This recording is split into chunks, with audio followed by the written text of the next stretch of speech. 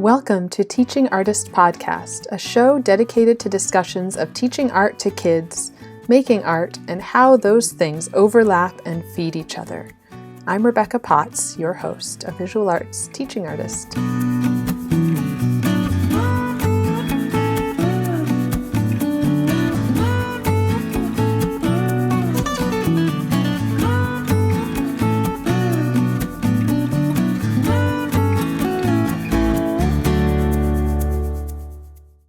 Our featured artist this week is Hannah Karen.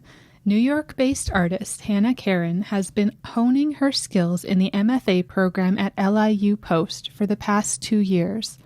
Hannah focuses on printmaking, specifically screen printing, oil painting, and digital art. Hannah's development in the MFA program allowed her to create a body of work titled Ending, which advocates for animals on the endangered species list. In the past, Hannah has created political-based artwork as well as dog portraits and flower series. Hannah hopes her artwork shows who she is as a person and advocates for those who do not have a voice. Hannah's bachelor's degree is in environmental sciences, and she has studied the current environmental catastrophe, which inspires her work. She says, "I aspire to help the earth be sustainable for future generations. I desire to bring awareness to animals on the endangered species list, animals that are on the brink of extinction." Hannah uses screen prints and oil painting to create inspirational work focused on these animals. She says, "I hope to enlighten and encourage others to make a difference, to make change.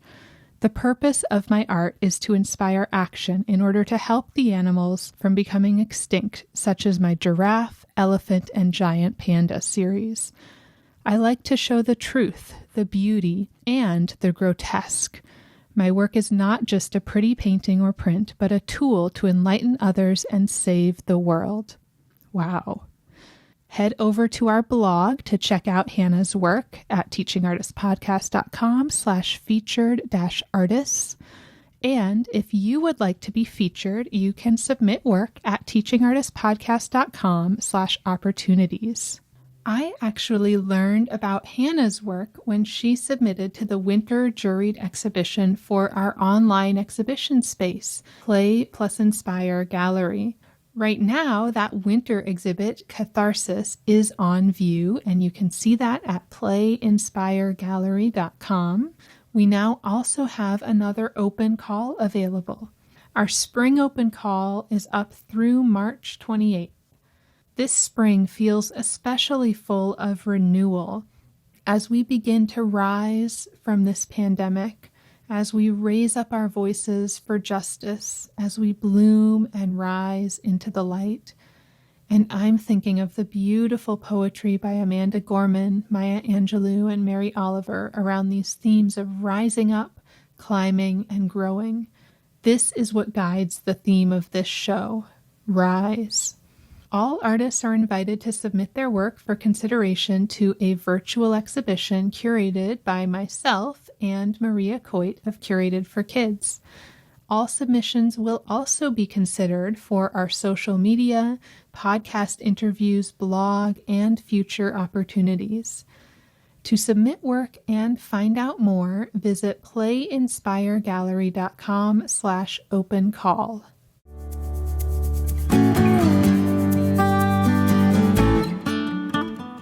I have been inspired by Don Masse's blog for years and loved getting to talk with him and pick his brain.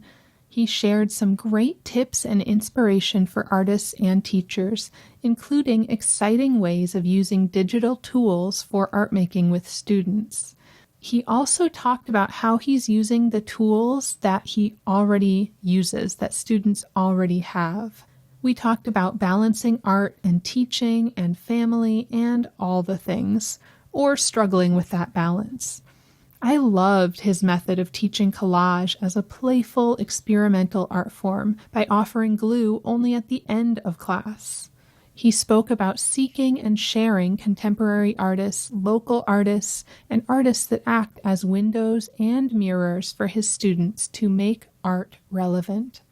I loved hearing about how he has made work with his own kids through a back and forth collaborative process. It's always inspiring for me to talk with other teaching artist parents and hear about how they balance it all and bring art into every aspect of life. Don Masse is an influential art teacher who has been active in the field for over 20 years. Since 2001, he has taught at Zamorano Fine Arts Academy, a very large and diverse public elementary school in San Diego, where he is firmly committed to introducing his students to the work of contemporary artists, including numerous ones in San Diego, from diverse backgrounds and creative fields. He says students should see themselves in our classroom so that they feel valued and loved.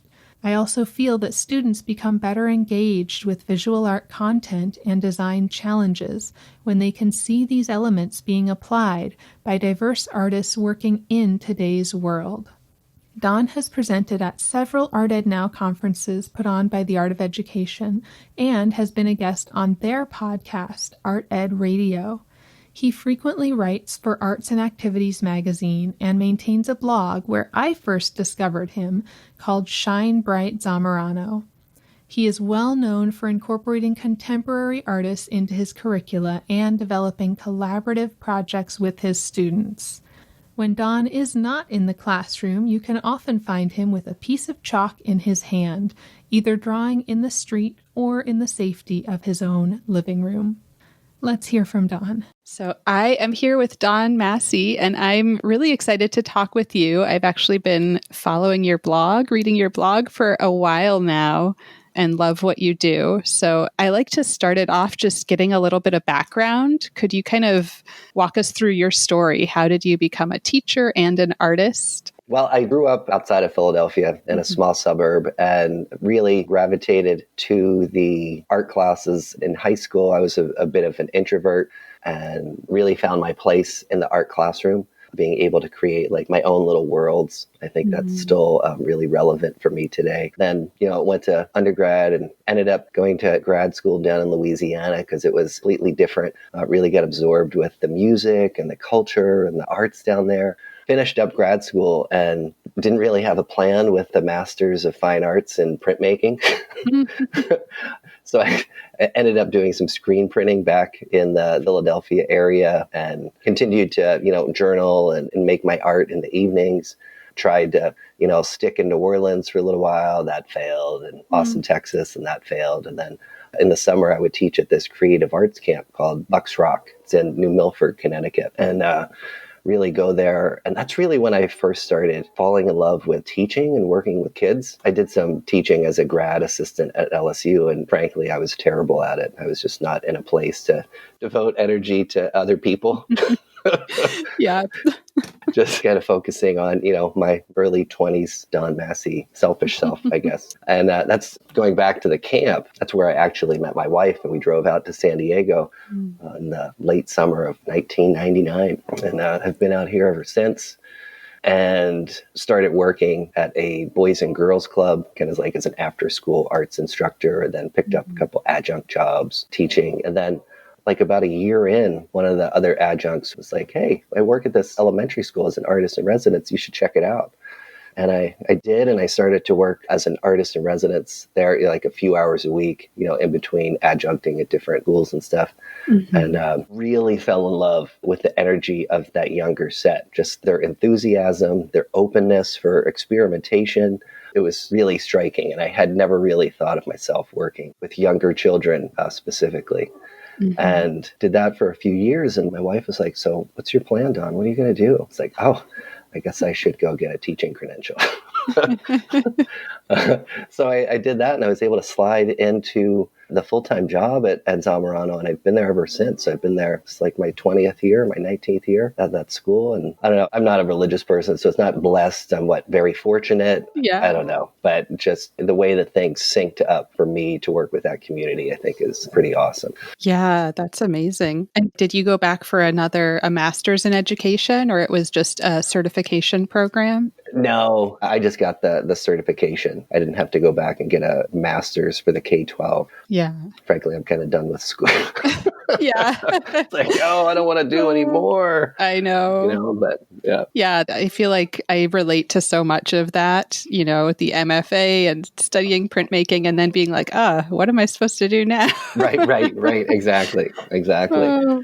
Yeah, I thought I was going to be like an education design major in undergrad. And I remember I had to take like a public speaking class my sophomore year. And I was like, I have to get up in front of people and I have to talk. It's like, no. And then, yeah, here I am 25 years later.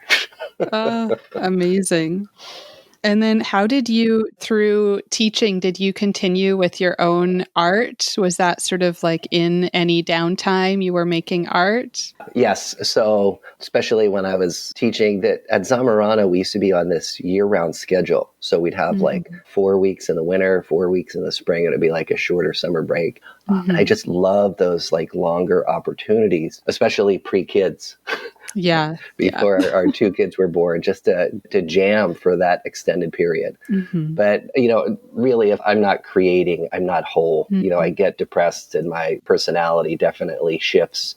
So I definitely think it's important to make time for myself to continue to create on a regular basis. If I go too long without it, I'm not really the same person. Yeah. So for me, it's exploring visual worlds, but also art therapy, I guess. Yeah. Yeah, absolutely. Yeah. And do you share any of your work with your students? Yeah, I definitely do. And I think that's important just so they can see, the educator, the person that they're working with, is creating. It's kind of like, practicing what you preach, so that they can see how you're handling, the elements and the principles and how you're expressing your voice and, the creative and critical choices you're making, as an artist, as a professional artist. That's the stuff that really is trying to develop within them. So I think it's important to share those processes with my students. Yeah, absolutely. And do you feel like their processes and seeing, like you mentioned, the amazing experimentation that happens with younger students, do you feel like that influences your making as well? Yeah, definitely. Yeah, it kind of bounces back and forth. Hopefully I inspire them and then they definitely inspire me on a regular basis. So whether it's kind of taking things they create or, thinking about things in a different way, working with them has definitely opened my eyes to different creative choices and experiments. It could be like a process I'm working on with students. I had like this big public art installation go up last October here in San Diego. And that was directly influenced by a digital experiment that I had been doing with third graders, like this pixel art project, and then throwing it together with the green screen. So you have like this realism and this, digital pixelation and putting that together. I was like, what if I take this and use it myself? And then like a whole body of work was born from that. So I love that. I'm going to have to go look at that. And that sounds amazing. I just love that back and forth too. Right. Yeah. And being so inspired by students. And I know, like, I follow your blog. I've actually used some of the ideas that you've shared on there in my own teaching and just love the way that you bring in contemporary art. Is there, somewhere that you're looking for new artists, or I guess, where do you come up with the artists that you like to share and the ideas? Is it a variety of places, or do you have like a few places you would point people? Yeah, it's definitely a variety. I think when I first started to do it, it's interesting. When I first started teaching at Zamorano, I think a few years in, they got like this, like the bubble Mac in the art room. So I would go on it after school, and there was this blog in particular that I stumbled across called Dear Ada, and the woman no longer writes it. And she would focus on share like a new artist or two every day. And I was just like, thinking like my students could connect to this stuff better than, looking at like Picasso and Monet and, all these dead white guys. Yeah. How can I start to incorporate this into my curriculum? So that was really like the trigger for me. And then I would look at, there's an art blog called Boom and Colossal. Yeah. Colossal's gotten really big. And now I use like Instagram as my primary research tool. Yeah. Look up Filipino contemporary artist or, African-American printmaker, and see what comes up. It's a very fluid process, and then one artist will kind of connect me to another one. But I think it's really important for us as educators to share the work of those living artists with our students, and especially a diverse range of them, just so they can see themselves in our curriculum and to make the curriculum much more relevant for them. Kind of going back to what I said about me sharing my own work with them, when they see artists in San Diego, working with these concepts or, elsewhere, it makes it much more engaging for the students. Yeah, absolutely. When they can see that this is a person in their community that, they could even potentially meet. Right.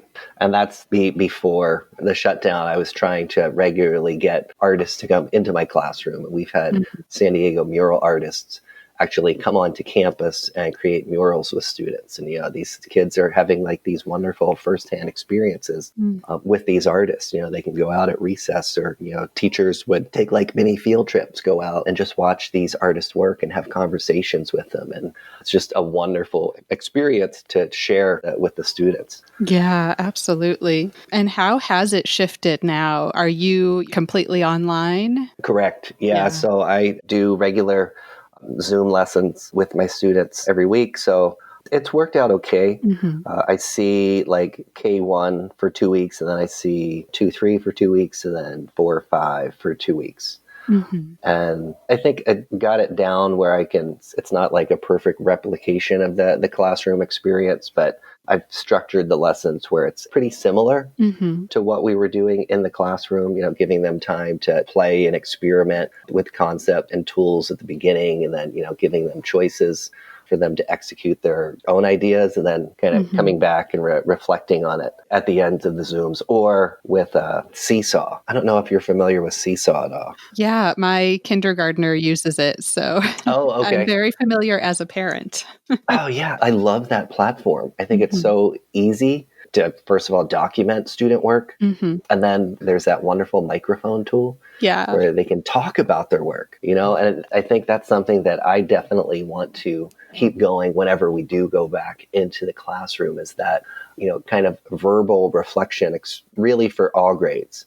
Yeah. But particularly, the younger set where, they're much more verbally fluent than they are, obviously in writing, and just to hear their ideas and, what they're thinking about when they're making their artwork has been a really wonderful thing. And I wouldn't get that in the normal classroom setting. I can't hop around to 25 kindergartners and, listen to them each for a minute at the end of a lesson, but I can definitely do that with recordings that they make. Yeah. Does that end up feeling like it's almost more time? Like, I know I've heard that from teachers, that even though we're at home and, not having to commute and whatever, this sometimes makes it like you're spending more time teaching than you were when you were in the classroom. Yes.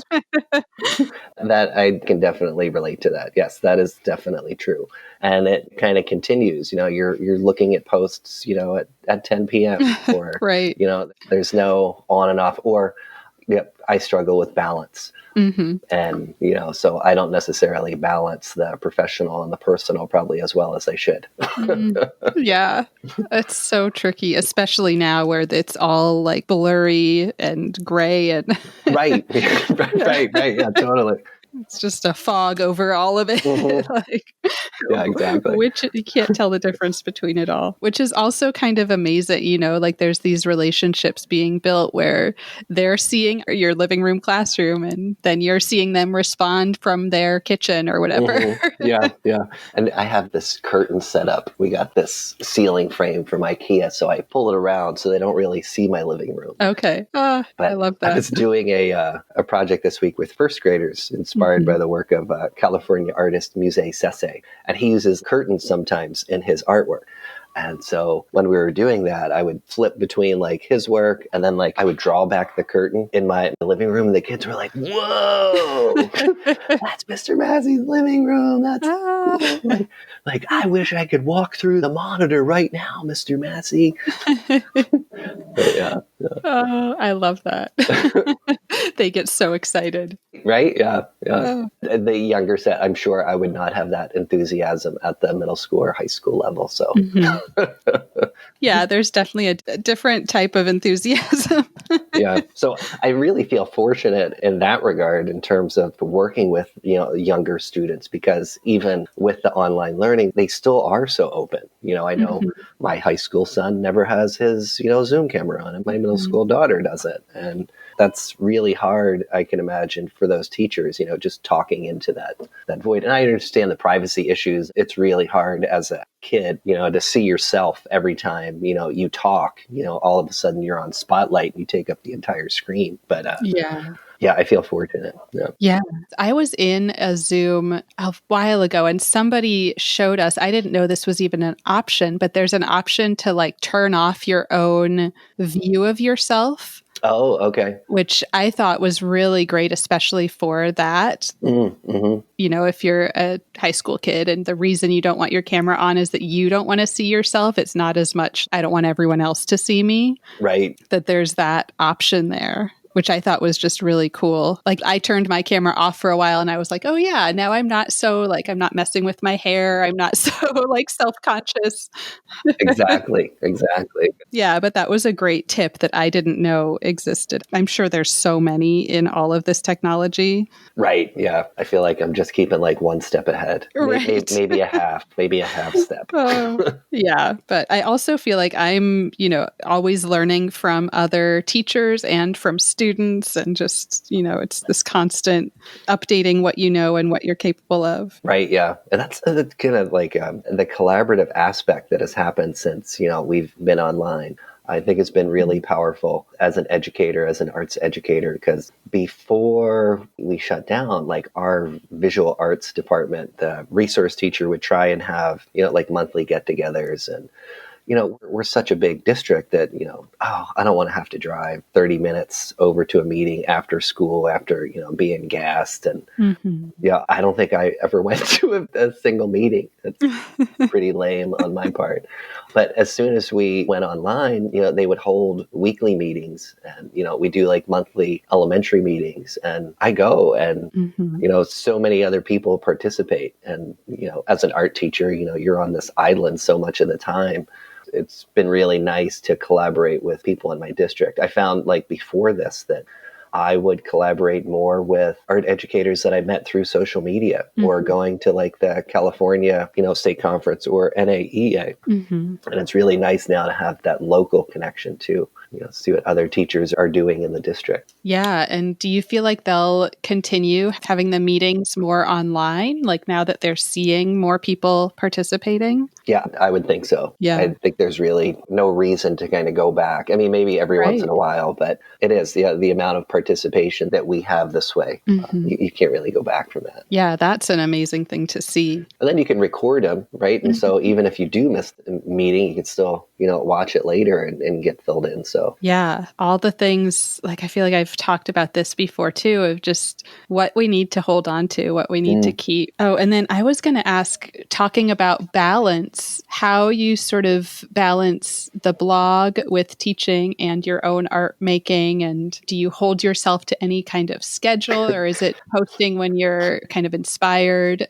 yeah, with the blog, Rebecca, I actually haven't posted on it in like 2 years. Yeah. I was just looking, I was like, there's not a lot of recent stuff. No, there's definitely not. And that's when I really started to get more involved with like the immediacy of Instagram. Mm-hmm. I really was drawn to that, where instead of having to write like a full blog post, Yeah. I could throw in some hashtags, I could do a couple sentences, and then boom, I could publish and promote, like student success. Yeah. So I've really kind of leaned into that, not only as a research tool, but as a way to publicize our art program, what we're doing in the classroom.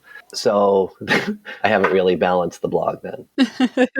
But with an Instagram post, I try and do like maybe 3 a week. I don't know, just like as new student work rolls in and I see something really cool and I want to share it. So yeah, like I mentioned before, I'm not good at balance. It's a tricky thing. Yeah. Yeah. So what was it? It was the balance of the art education, like kind of the publication stuff, my art making and then Yeah, your personal. art making Yeah. and your teaching. I've got like a new iPad, so I've been doing a lot more digital work, especially with the shutdown. Kind of experimenting with that like on a regular basis. So at least 2 or 3 times a week, in the evening or, kind of experimenting there. So, and then making sure I've got time for Carrie and the kids. Yeah. Yeah. And that's, I guess, the other thing is, how you kind of fit in family and then the multiple different aspects of this career. It can be a lot. Yeah, definitely. Yeah. Now I'm looking at the Instagram and the digital collages that you were having students do are really just striking. The abstract ones? Is that what you're talking about? Like I'm seeing sort of, geometric shape designs and then also collages that bring in photos. Yeah, I've loved those. And I think that's the process that I miss the most being online is collage. Yeah. I'd love to work with it myself, but I find that when I do it with kids in the classroom, I really emphasize like the play aspect of it because you can, you make these different parts and then you can just move them around. I try and get them to, think about, different possibilities. I don't actually give them the glue sticks until like the last 10 minutes of class. Just so like move it around, try a different idea. But Mr. Massey, I like this. Well, you can always go back to it. That's the beauty of collage. And really that's kind of very similar to the digital collages, the shape collages and like the role model collages where it's so easy for them to try out different possibilities. That's one of the things about the digital artwork is with that undo or delete. I've noticed that the kids are much more willing to experiment. They don't have to worry about like erasure marks or pink marks on the paper or, not getting rid of pencil lines. That when they do that, it's like, I can try this idea out. And just like their flexible thinking really kind of comes to the front there, or they're more willing to do it. Yeah, that's amazing. And what tool are you using for the digital? For the most part, since we use Google Classroom, 3rd through 5th, and really I wish 3rd grade would use Seesaw, frankly. But so we're using like the abstract collages are done with Google Draw, and then the role model collages and some of the other work I'm using Google Slides. I'm just trying to use what is actually in Google Classroom as like an option to create. And one of the cool things about that too is that I've got like Google Classroom up on my Mac, my monitor. I've got my iPad so I can see what they see on the screen, and then I'll have my district Chromebook next to me. So I'll be working, but when I have it up on the monitor, I can go into the assignment and I can actually see what they're doing in real time. Oh, cool. Which is, instead of them trying to hold it up, I don't have to like pin their video, or I don't have to put them on spotlight. So it kind of connects back to my regular classroom routine, kind of going around and talking to kids individually. And it allows me to kind of see where they are, if they haven't opened the document yet. Right. Right. Like, Kiyomi, you actually, are you okay? So it's really great to do those check-ins. It makes it much more anonymous for them where, like we were talking about having their cameras on and stuff. They don't want to necessarily hold their artwork up for the group to see, but I can go into Google Classroom and I can see what they're doing. Yeah, that's amazing. And I've also, just practically, I've been on Zoom with kindergartner who couldn't figure out how to hold it up where I could actually see it. Right. Like, can you move it to the left a little? So that's a great tip for anybody using Google Classroom. I love that. Yeah. And just the image of all the devices too. Right? Yeah. Normally it's just 2. And that always trips the kids out. Mr. Massey, why do you have 2 monitors? It's like, or why are there 2 of me in the Zoom meeting? It's like, sometimes there's actually 3. This is what we do. Just tell them you've cloned yourself. Right, exactly. Yeah, I can't imagine doing this with just like 1 monitor at home. I don't know. It's tricky. I like that digital collage as well. I've seen my daughter doing something similar actually on Seesaw, which to me, it wasn't very aesthetically pleasing because it's just in that little like Seesaw window. But her teacher had, move these sticker shapes around and like put them, design something with it. And she had so much fun with it. Yeah. The drawing tools and there's shape tools that you can use in Seesaw. On the Instagram page, there are some text pieces. we were thinking of like positive messages to convey in artwork. And they used the Seesaw text tools and shape tools, and they were really successful with it. I was talking about wishing that third grade would use Seesaw they did some basketball court designs with Google Drawing, and that the learning curve was pretty steep for the third graders using that. And I was like, if the Seesaw is more user friendly, so many more of them would be more successful with that change in platform. But what are you going to do? Yeah.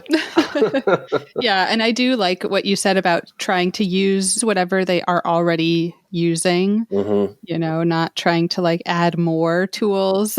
Right. Go to like 3 different websites or whatever. And right. Now you have to save that to your desktop. Now you have to add it to Google Classroom. And it's like, what, Mr. Masse? Yeah. Yeah. And then that becomes a barrier. It's like that added time and added like trying to figure things out. Just, you're going to lose that many more students. Right. Exactly. Yeah. So we've talked a lot about teaching. I would love to get more into your own work and just hear more about your artwork. It seems like a lot of your work, and correct me if I'm wrong, but it seems like you really engage your family as well in art making a lot. Yeah. Yeah, like I'm seeing the mural at your home and... Yeah, I love visually experimenting with my kids at home. Yeah. My wife and I, we used to do collaborative pieces as well. But my kids, when they were younger, we did like a whole series where they would add a little and then I would add a little, kind of go back and forth. That's great. I love that process with them. As they've gotten older, they've gotten a little bit more resistant to it. Yeah. Yeah. When you were doing that back and forth collaboration, would they ever kind of stop you, be like, no, you can't change what I've done? Oh, yeah. Yeah. There were definitely moments, like particular things that I couldn't touch, It's like, and that's valid, it's like, all right, yeah, I am supportive of that. I recognize your decision. So my daughter was like, Dad, what would you do if, you weren't an art teacher? I would love to travel around the country painting murals in different places. I started doing murals when I started teaching at Zamorano. We do like a legacy mural every year with the 5th graders. And then I started to use those as a platform to get, different gigs or commissions around San Diego. Yeah. I just love the scale. I used to do, I still do some large scale like chalk drawing, like radial designs on the street, or I used to do them on walls and stuff. And I love the real temporary nature of those.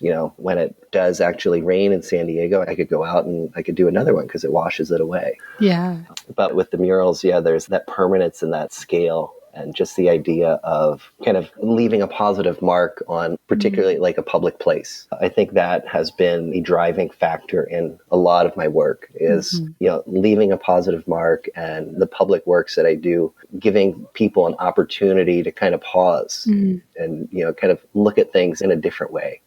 I talk about everything is labeled shine bright for me. And it's, just kind of leaving a little bit of illumination for people. Yeah, that's beautiful. And did you feel like that? Like I'm not sure I can articulate this very well, but I'm seeing or thinking about a connection to printmaking there, with that connection to sharing in the public and being able to make multiples and kind of put that message out. Right. I think when I was doing a lot of prints, that connection wasn't very strong with me.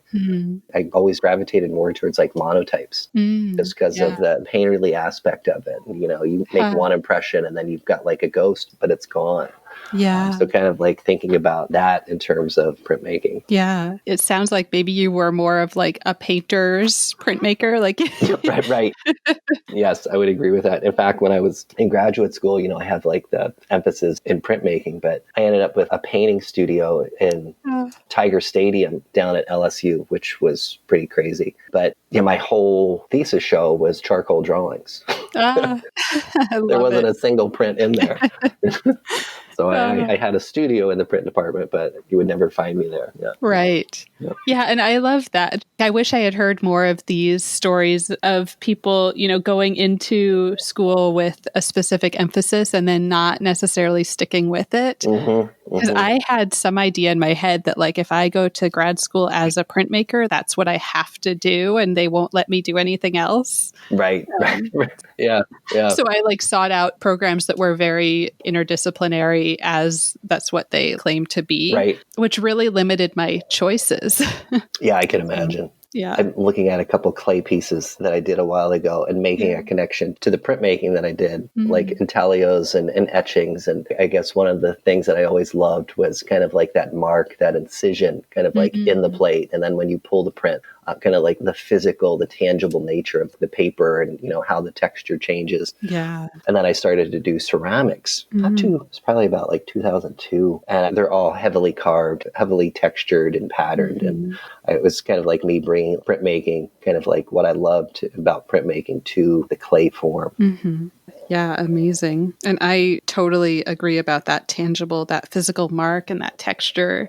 I still have some of the plates that I made and think of those as their own little artworks almost. Oh, right. Yeah, totally. The way like the metal changes over the years or the colorations of it. Yeah. Some of the plates are more gorgeous than the prints, Yeah. And then also coming back to the murals and just this idea of collaboration, I see so much of the work you do with students is also like large scale collaboration. That it's, lots of little pieces that come together to make this big whole. Does that connect to your own art making as well? When you do murals, are they at all collaborative? For the most part, no. No, for really, besides the work that I've done with my students, and not with my students, with my kids. Yeah. It's pretty solo. I really encourage the collaboration with my students, but then that is something that I don't really practice what I preach. Like, this is my idea. Yeah, I think that's okay. Yeah, right. Yeah, there's room for that. Yeah, I'm not sharing that process. So I hold that close to my vest, I guess. Yeah, and maybe that also goes back to that balance thing that maybe you're doing so much of that collaboration in the classroom that then outside of the classroom, you're like, okay, this is my thing. Right. Yeah, that's true. Yeah.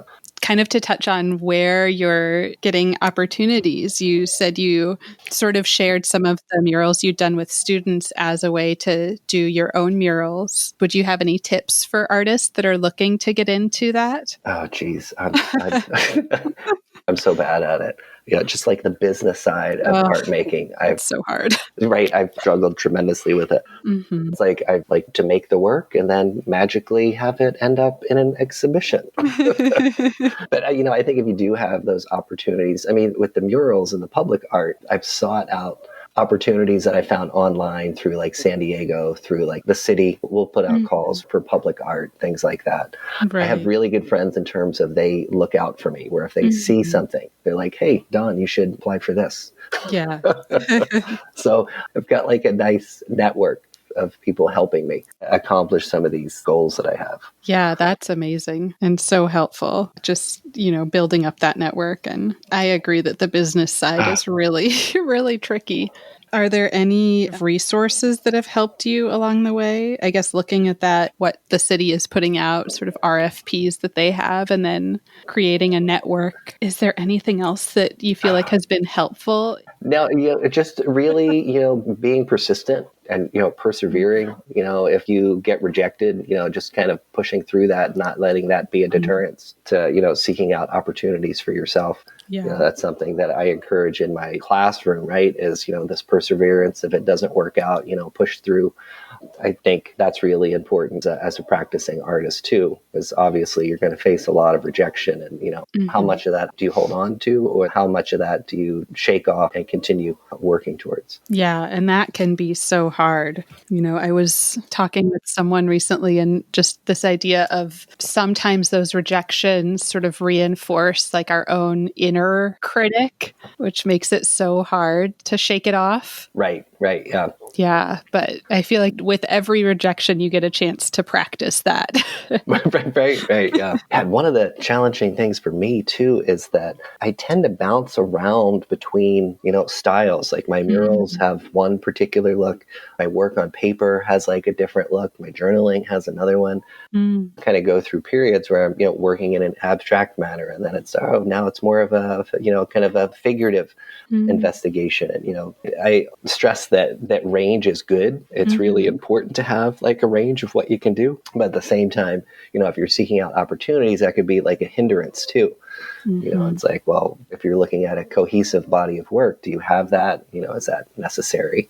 Just kind of like thinking about that in terms of the range of work that I do. Yeah, I definitely see that the art world pushes this idea of almost an artist as a brand, and that you have to have like a cohesive brand story or right. whatever you would call it. Yep. But especially teaching, we teach the range of materials and the whole range of styles. And, in teaching, there's such a huge range of work that you have to know about and be able to do to some extent. Right. Yeah. So I feel like that also would push you towards having a bigger range in your own work. I can see how that's tricky reconciling that with this pressure from the art world and from, open calls and submissions to have like a cohesive body of work. Right. It's tricky. Is there any way that you've kind of gotten around that, or that you've group like I'm going to submit just this style to this application? Or yeah, and that's pretty much what it has been. If it's a mural call, it's like submitting that stuff, or depending on the project. If if it seems like having a range is relevant, I'll add a few different pieces. But applying with a specific kind of like body of work definitely helps me navigate that. Yeah, and then how do you, if you have them, I'm sure maybe at some point you have, how would you overcome like creative block? I tend to work, I'll have usually like a journal going where kind of like working through ideas in that nature in terms of working on multiple pages at once. I find that if I'm working on different pieces, it allows me to kind of, the work is not nearly as precious. If something's not working out, I can flip the page, I can continue to experiment, and I can always go back to that. So I've found that if I'm doing, besides the murals, any kind of body of work, I usually have like a couple pieces or at least 3 pieces going on at once where if something does get frustrated, I can come back to it. Yeah. So I think that's important. It's worked for me in terms of, fighting creative blocks is, having multiple things going at once. Yeah. It's not all going to stink. Yeah. And I feel like, sometimes you have to just get an idea out, and even if it's a stinky idea, right. Getting it out will help you get to the next one. Yeah. I use Autodesk Sketchbook on my iPad when I'm like planning murals and stuff. And I did one like a commission recently that was like a landscape. I hadn't really done like in my particular kind of heavy lined way, like a landscape. And I was working through ideas just in like different layers, like a quick sketch, and then I can hide it. Then I can do another quick sketch. I can hide it. So kind of replicating like multiple pieces at once, I could then do different layers digitally. So kind of like thinking about how I've been working through ideas using digital means. Yeah, that's such a fun way, I guess, similar to like what you were talking about with the students, that having those layers and like the undo button makes it a little bit more free to experiment. And now sort of thinking about practical, what does life look like? How do you fit it in? What's kind of a week like? How are you scheduling or squeezing in like your own creating? If you have commissions, all of that, along with teaching and family and everything. Yeah, it generally happens after dinner. Yeah. Teaching all day, responding to students in the afternoon, cooking dinner, and then using that evening time to kind of really, process, whether it's lessons or, my own visual ideas. Yeah. And then do you have tips for artists who would want to get more into teaching? Like somebody, I guess, how you were when you were kind of just starting out teaching? What would be a big tip there? Like, what do you wish you knew back 20s Don Masse? Oh my gosh. Right. Be flexible. That's definitely a big one for me. That doesn't really address kind of like just getting into teaching though. Yeah, flexible thinking in terms of like lesson planning and going back to if the idea isn't working, right? Looking at that in a different way.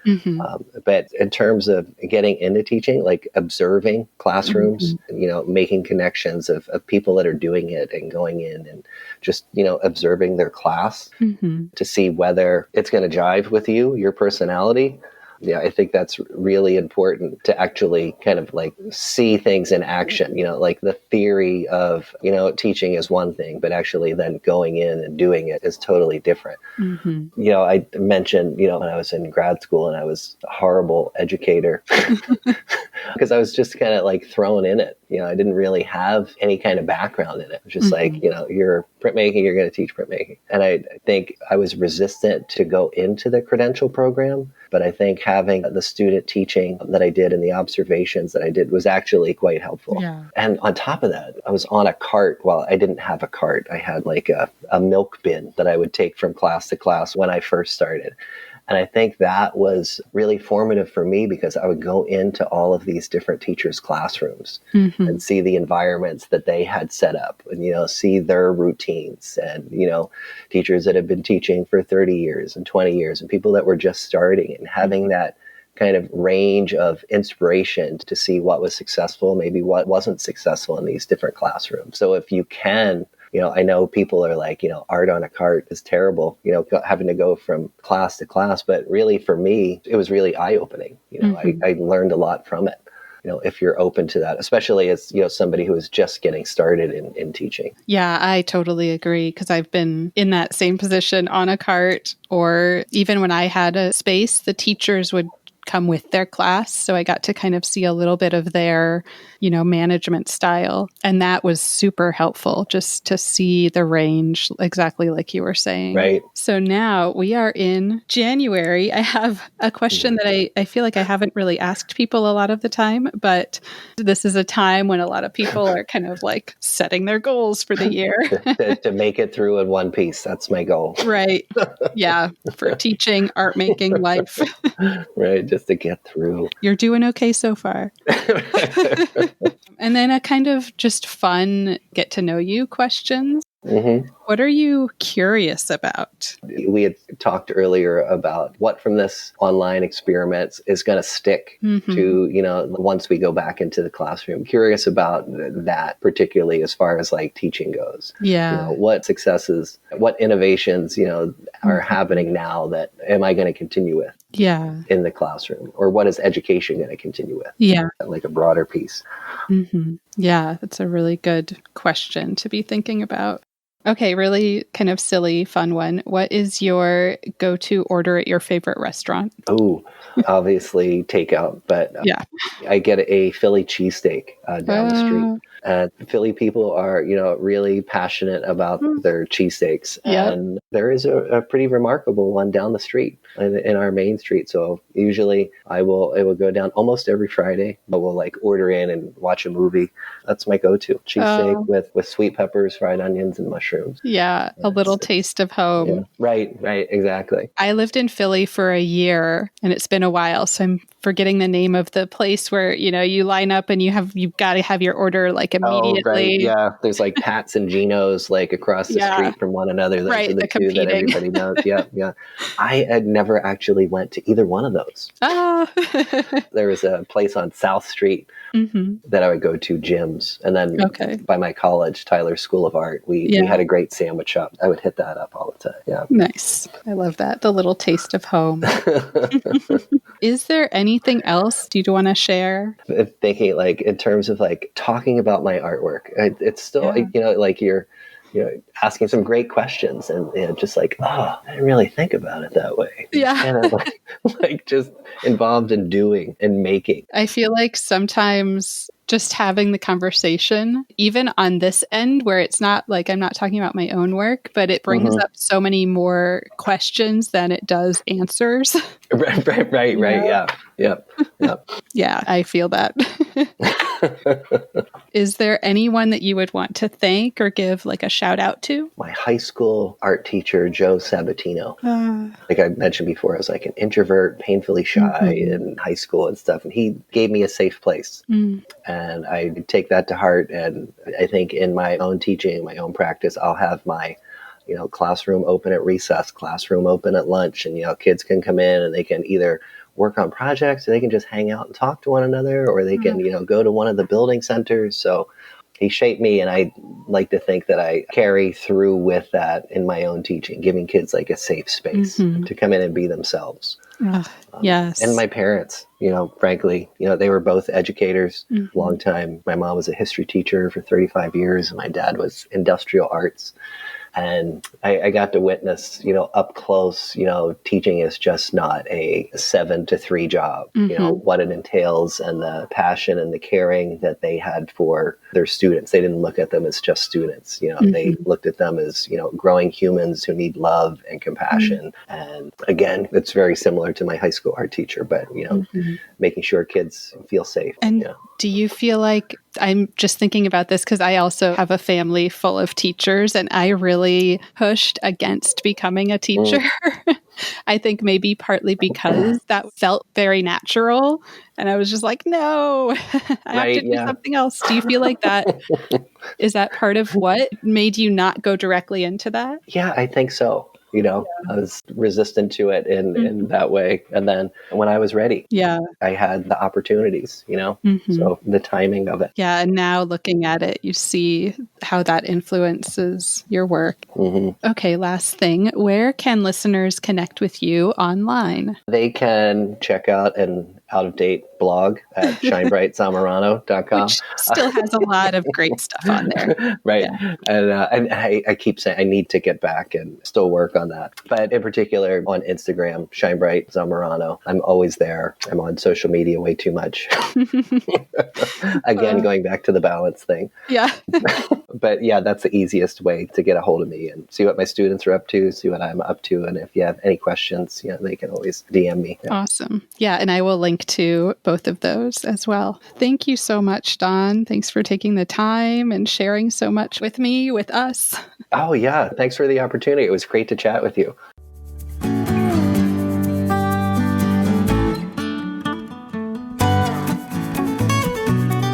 Thank you so much for listening. As always, you can reach me at Teaching Artist Podcast on Instagram or teachingartistpodcast@gmail.com. Who do you want to hear from? Please share your recommendations of teaching artists. And if you loved this episode, please subscribe, leave a review wherever you listen to podcasts, and follow me. It really makes a big difference. Thank you.